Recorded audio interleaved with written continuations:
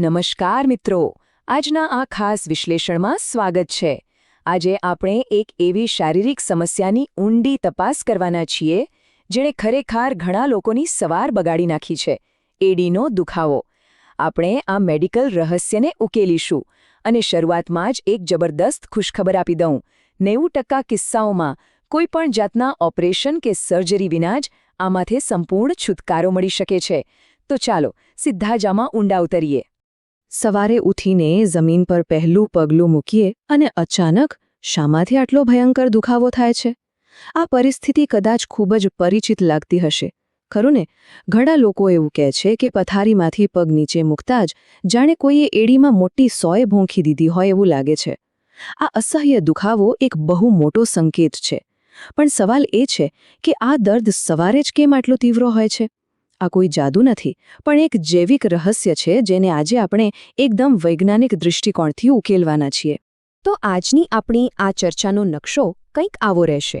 સૌથી પહેલાં આપણે સમજીશું કે પ્લાન્ટર ફેસિટીઝ ખરેખર શું છે, પછી તેના મુખ્ય કારણો અને લક્ષણોની તપાસ કરીશું, અને સૌથી અગત્યનું અસરકારક ઘરેલું ઉપાયો, 5 મહત્વની ફિઝિયોથેરાપી કસરતો અને યોગ્ય આહાર વિશે વાત કરીશું। આખી રિકવરી ટૂલકિટ આજે મળવાની છે। તો ચાલો આપણા પહેલા વિભાગથી શરૂઆત કરીએ। પ્લાન્ટર ફેસિટીઝ શું છે? પગની ચામડી નીચે ખરેખર શું ચાલી રહ્યું છે તેની થોડી જૈવિક તપાસ કરીએ। મેડિકલ ભાષામાં આ દુખાવાને પ્લાન્ટર ફેસિટીઝ કહે છે। હવે જુઓ, એડીના હાડકાથી લઈને પગના આંગળા સુધી એક ખૂબ જ મજબૂત અને જાડી પેશીનો પટ્ટો આવેલો હોય છે। આને પ્લાન્ટર ફાશિયા કહેવાય છે।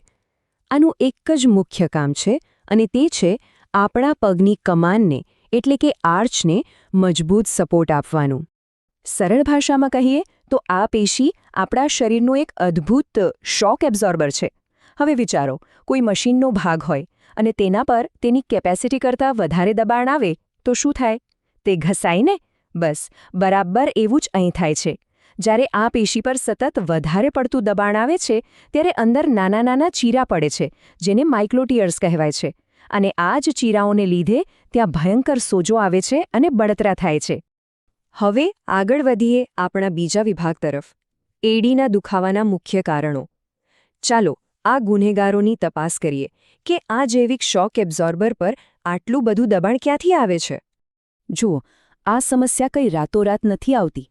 આ આપણી રોજિંદી જીવનશૈલીનું જ પરિણામ છે। જો કોઈ વ્યવસાય એવો હોય જેમાં રોજના 8 થી 10 કલાક સતત ઊભા રહેવું પડે, જેમ કે શિક્ષકો, ટ્રાફિક પોલીસ અથવા દુકાનદારો, તો આ પેશી પર સતત વજન રહે છે। બીજું એક બહુ મોટું કારણ છે ખોટા પગરખાં। ખાસ કરીને ઘરમાં કડક લાદી પર ઉઘાડા પગે ફરવાની આદત બહુ ભારે પડે છે। આ ઉપરાંત વજનમાં અચાનક વધારો થવો અથવા 40 થી 60 વર્ષની ઉંમરે અચાનક જ બહુ સખત કસરત શરૂ કરી દેવી, આ બધું જ આ પેશીને સીધું નુકસાન પહોંચાડે છે। પગની રચના પણ બહુ મોટો ભાગ ભજવે છે। સાવ સપાટ પગ હોય, જેને ફ્લેટ ફીટ કહીએ છીએ, અથવા તો ખૂબ જ ઊંચી કમાનવાળા પગ હોય, આ બંને આત્યંતિક સ્થિતિઓમાં જ્યારે આપણે ચાલીએ છીએ ત્યારે શરીરના વજનનું બેલેન્સ જળવાતું નથી। વજન સમાન રીતે ન વહેંચાવાને કારણે પ્લાન્ટર ફાસિયા પર ગંભીર પ્રકારની તાણ આવે છે। હવે ત્રીજા વિભાગ પર આવીએ, દુખાવાના સામાન્ય લક્ષણો કયા છે? ચાલો આ બીમારીના સંકેતો વિશે વાત કરીએ કે જેનાથી મેડિકલ પ્રોફેશનલ્સ આનું એકદમ સચોટ નિદાન કરે છે। આ પ્લાન્ટર ફાસિયાઇટિસની ટાઈમલાઈન ખરેખર બહુ જ સ્પષ્ટ છે। સવારે ઉઠીને મૂકેલું પહેલું અસહ્ય પગલું, જે થોડું ચાલ્યા પછી ધીમે ધીમે હળવું થઈ જાય। પછી દિવસ દરમિયાન જો ક્યાંક લાંબો સમય ખુરશી પર બેસી રહ્યા હોઈએ અને પછી અચાનક ઊભા થઈએ તો દુખાવો તરત પાછો ફરે છે। અને જે લોકો રમતગમત કે વર્કઆઉટ કરે છે તેમના માટે મોટો સંકેત એ છે કે દુખાવો કસરત કરતી વખતે નથી થતો, પણ જેવી કસરત પૂરી થાય એટલે તરત જ એડી લાલ થઈ જાય છે અને દુખાવો જોરદાર ત્રાટકે છે। તો હવે ચોથા વિભાગ તરફ વળીએ, અસરકારક ઘરેલું ઉપાયો। આ આપણી રક્ષણની પ્રથમ હરોળ છે। હવે આપણને કારણો ખબર છે, તો એવા ઉપાયો જોઈએ જે દવાઓ વિના જ ઘરે બેઠા કરી શકાય છે। આ એક અત્યંત સરળ પણ જબરદસ્ત અસરકારક થેરાપી છે, આઈસ રોલિંગ। અહીં એક વાત ખાસ મગજમાં બેસાડી લેવા જેવી છે, ગરમ શેક બિલકુલ નથી કરવાનો, માત્ર ને માત્ર બરફનો શેક જ શ્રેષ્ઠ છે। પ્લાસ્ટિકની એક પાણીની બોટલ લેવાની, તેને ફ્રીઝરમાં બરફ જમાવી દેવાની. પછી ખુરશી પર આરામથી બેસીને બોટલને એડીથી લઈને આંગળીઓ સુધી રોલ કરવાની. દિવસમાં 3થી 4 વાર 15-15 મિનિટ માટે આવું કરવાથી સોજો અને બળતરા જાણે જાદુની જેમ ઘટી જશે. બીજો એક અદ્ભુત ઉપાય છે એપ્સમ સોલ્ટનો શેક. રાત્રે સૂતા પહેલાં નવશેકા પાણીમાં 2 ચમચી એપ્સમ સોલ્ટ નાખીને પગ 15 મિનિટ સુધી બોળી રાખવા. આમાં જે મેગ્નેશિયમ હોય છે ને, તે સ્નાયુઓને જબરદસ્ત આરામ આપે છે.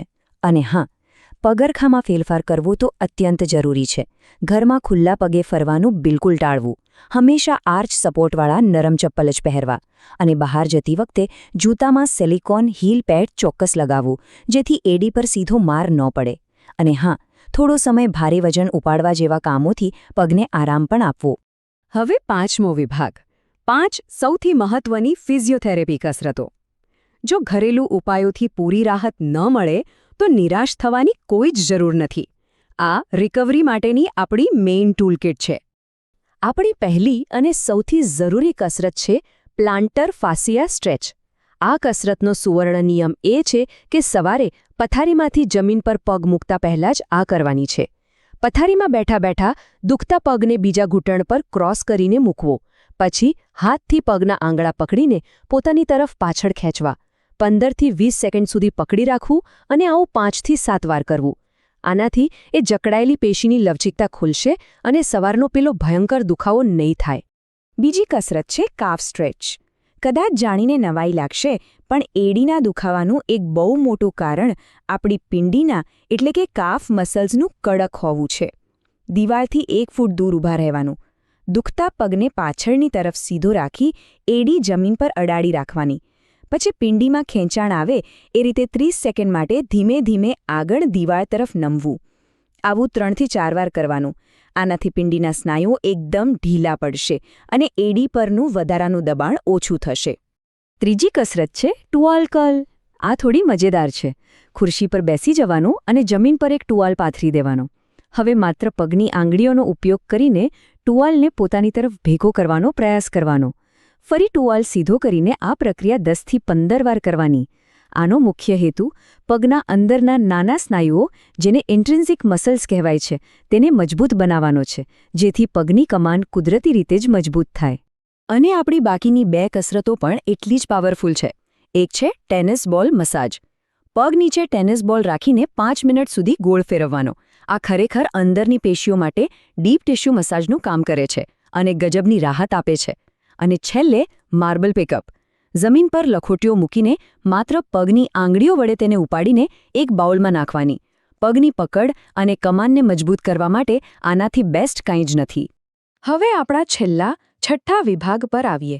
આહાર અને નિષ્ણાતોની સલાહ. આપણે બહારથી કસરતો તો જોઈ લીધી, પણ આ હીલિંગ પ્રક્રિયાને વેગ આપવા શરીરને અંદરથી પણ યોગ્ય ઈંધણ આપવું પડશે ને? ખોરાકની વાત કરીએ તો લીંબુ, નારંગી કે આમળા જેવા ખાટા ફળોમાંથી મળતું વિટામિન સી અને પ્રોટીન એ ફાટેલી પેશીઓને બહુ જ ઝડપથી સાંધવામાં મદદ કરે છે. રોજ રાત્રે હળદરવાળું દૂધ પીવું જોઈએ, કારણ કે હળદર અને આદુ બંને અંદરથી સોજો ઘટાડવાનું કામ કરે છે. અને હા, સવારના કુમળા તડકામાંથી મળતું વિટામિન ડી અને કેલ્શિયમ હાડકાને મજબૂત કરવા માટે તો ખરેખર અમૂલ્ય છે. પણ જુઓ, એક વાત ખાસ યાદ રાખવાની છે. જો આ બધી જ કસરતો અને ઘરેલું ઉપાયો 2 થી 3 અઠવાડિયા સુધી કરવા છતાં કોઈ જ ફરક ન દેખાય તો પ્રોફેશનલ મદદ લેવામાં જરાય મોડું ન કરવું. ઘણીવાર એવું બને કે એડીનું હાડકું વધી ગયું હોય, જેને કેલ્કેનિયલ સ્પર કહેવાય, અથવા કોઈ નસ દબાતી હોય. અમદાવાદમાં રહેતા લોકો માટે વસ્ત્રાલ, બાપુનગર કે અમરાઈવાડીમાં આવેલ સમર્પણ ફિઝિયોથેરેપી ક્લિનિક જેવા આધુનિક સેન્ટરનો સંપર્ક કરી શકાય છે. ત્યાં અલ્ટ્રાસાઉન્ડ, આઈએફટી અને ટેન્સ જેવી મશીન થેરેપીથી એકદમ સચોટ નિદાન થઈ શકે છે. અને આ રહ્યો આપણો એ જાદુઈ આંકડો જેનો શરૂઆતમાં મેં ઉલ્લેખ કર્યો હતો, 90%. જી હા, 90%થી વધુ કેસોમાં દર્દીઓ માત્ર યોગ્ય પગરખાં, ઘરેલું ઉપાયો અને આ નિયમિત કસરતો વડે જ 1 થી 1.5 મહિનાની અંદર કોઈપણ જાતની સર્જરી કે ઇન્જેક્શન વિના સંપૂર્ણપણે સાજા થઈ જાય છે. આ આંકડો જ સાબિત કરે છે કે સાચી દિશામાં કરેલા પ્રયાસો હંમેશા સફળ રહે છે. છેલ્લે એક બહુ જ સરસ વિચાર સાથે આજની ચર્ચાનું સમાપન કરીએ. અહીં લખેલું આ વાક્ય હંમેશા યાદ રાખવા જેવું છે. એડીનો દુખાવો એક ધીરજ માંગી લેતી બીમારી છે, તે એક દિવસમાં નથી થતી અને એક દિવસમાં મટતી પણ નથી. વર્ષો સુધી ખોટી રીતે ઊભા રહેવાથી કે ચાલવાથી જે નુકસાન થયું છે તે એક રાતમાં તો નહીં જ મટે, ખરું ને? પણ જો આ માહિતી અને કસરતોને યોગ્ય રીતે અપનાવવામાં આવે તો આ દર્દને 100% હરાવી શકાશે. આવા જ સચોટ અને ઉપયોગી આરોગ્ય વિશ્લેષણો જોવા માટે જોડાયેલા રહો, સ્વસ્થ રહો અને ખુશીથી ચાલતા રહો.